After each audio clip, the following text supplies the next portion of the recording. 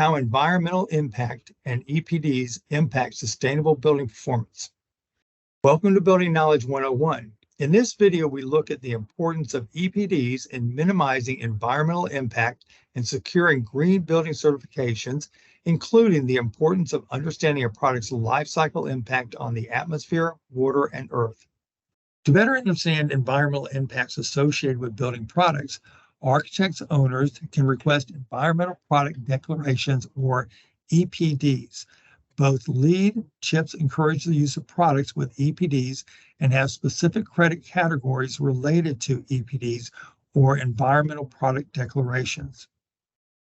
A well-documented EPD evaluates the product's life cycle impact on atmosphere, water, and earth.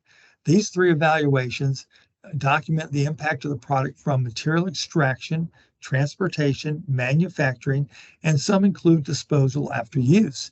Here's an example of a published Type 3 Environmental Product Declaration, or EPD. These are third-party verified and detail on the environmental impact of the product. The transparency summary shown defines the specific life cycle impact categories, the environmental impact associated with each. EPDs allow manufacturers to pinpoint areas within their product supply chain that can be used to create an impact reduction strategy. After an impact reduction strategy has been implemented, a new EPD can be created to compare the impacts before and after the strategy was implemented.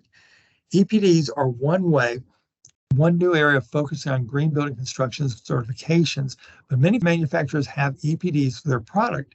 There are many new tools that provide listing of manufacturers with EPDs, but it's always good to ask the manufacturer for their EPDs or visit their website to get direct information. That is all we have time for in this video. If you'd like to watch more of our 101 video series, subscribe to our YouTube channel, Kawneer Company, Inc.